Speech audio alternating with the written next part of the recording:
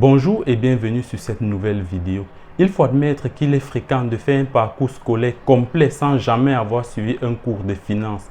Je vous rassure que même si vous n'avez pas de formation en finance, vous comprendrez comment fonctionnent les marchés financiers et la bourse avec le temps. Car les aspects financiers et opérationnels des marchés financiers sont relativement faciles à comprendre. La bourse est l'un des rares domaines où le simple débutant peut faire mieux qu'un professionnel aguerri pendant un temps. Dans cette vidéo, nous allons expliquer ce qu'est la bourse et comment investir en bourse. Pour la suite, c'est juste derrière l'écran. Top, c'est parti.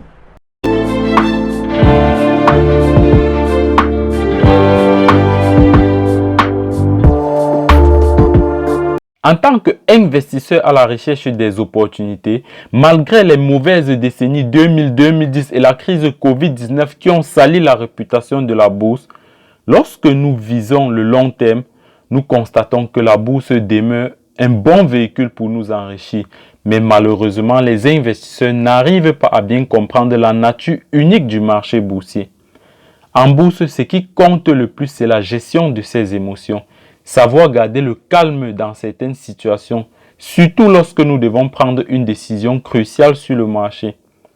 Dans nos cultures, nous sommes encore pour la plupart plongés dans la logique de l'épargne, tout simplement parce que investir est beaucoup complexe qu'épargner, d'où l'importance de se former et de se doter d'outils concrets pour faciliter les décisions de placement, car la bourse peut vous rendre riche. Plusieurs personnes sont attirées par la bourse, car ils espèrent y fructifier leur épargne, ce qui est très normal. Mais sauf que certains sont déçus. D'autres, malgré des déceptions initiales, persévèrent et réussissent. Certains démissionnent même rapidement, comprenant que ce n'est pas pour eux. Enfin, il y a certains qui ont un coup de foudre et découvrent dans le placement boursier une activité fascinante.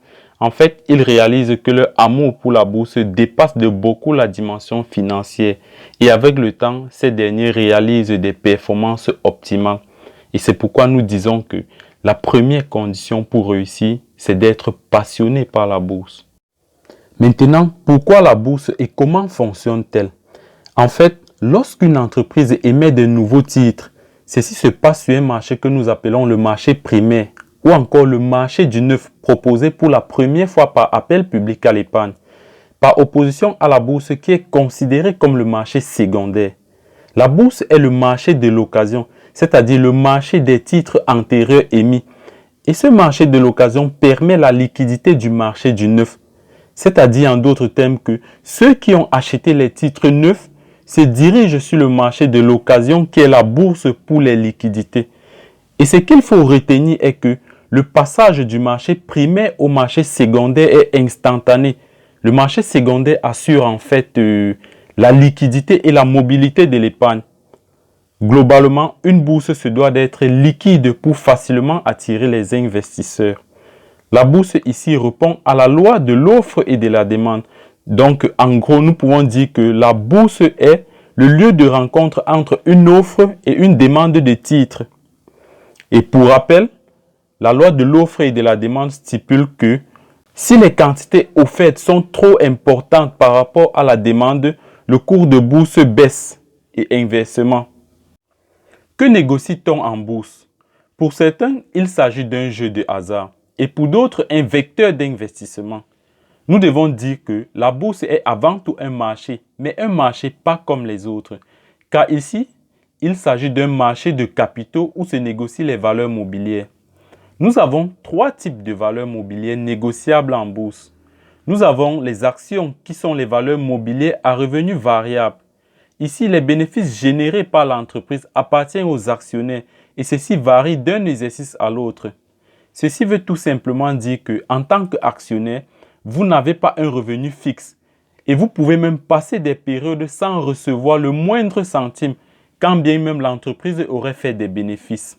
Nous avons les obligations qui sont des emprunts émis par l'entreprise ou l'État sur les marchés financiers.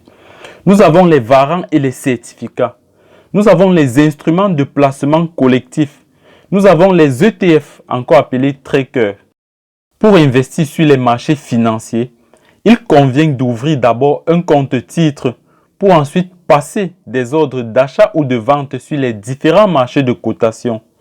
Depuis la fin des années 1980, les titres papier ont disparu et les valeurs mobilières circulent obligatoirement sous forme scripturale par débit et crédit d'un compte titre.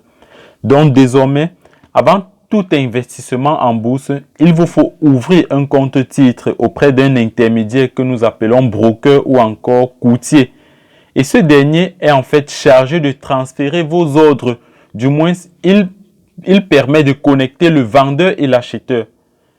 Maintenant, quels sont les différents types d'ordres à émettre en bourse? Nous avons l'ordre du marché, l'ordre au marché. Nous avons l'ordre à coût limité. Nous avons l'ordre stop, l'ordre indexé, l'ordre en milieu de fourchette. Mais nous allons mieux expliquer ces différents ordres dans une autre vidéo car ça peut prendre un peu plus de temps. Nous allons expliquer ces différents ordres. Comment passer à l'acte? Quel type d'action faut-il choisir? Pour constituer un portefeuille, l'investisseur doit s'informer, certes sur l'émetteur et sur la valeur de l'action, mais doit d'abord prendre en compte l'information macroéconomique. Ensuite, pour affiner son choix de valeur, il peut se reposer sur les ratios boursiers, sur les analyses fondamentales et ou techniques que nous allons aborder en profondeur prochainement, car l'analyse technique, je dirais, est indispensable en bourse. Maintenant, la bourse n'est pas le seul marché de capitaux. Aux côtés du marché financier, il existe d'autres marchés sur lesquels les investisseurs peuvent intervenir.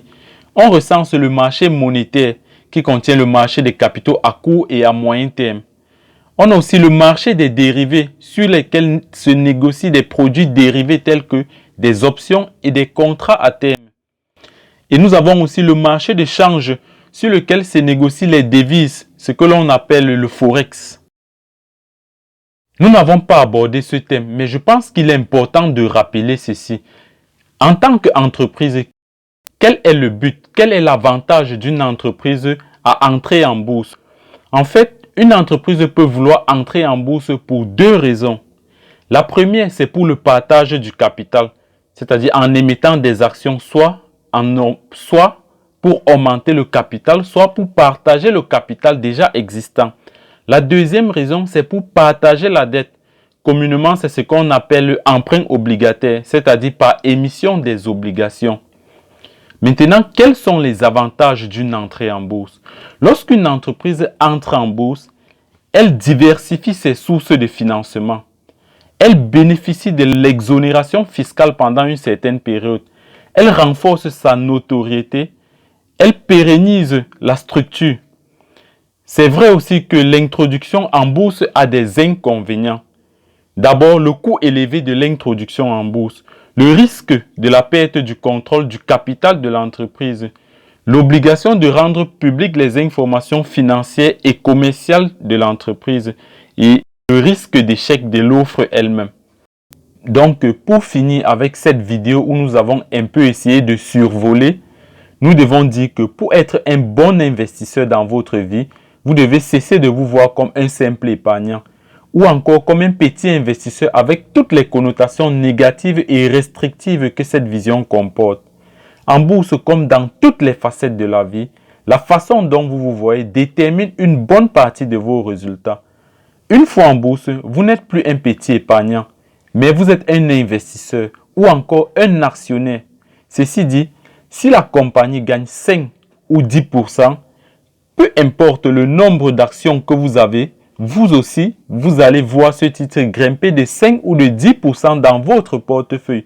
Et au même titre que tous ceux qui détiennent cette action. J'aimerais bien vous donner cette petite astuce pour être performant sur le marché. Pour ceux qui n'ont pas encore commencé, bien sûr. Vous devez déjà commencer à ouvrir un compte fictif.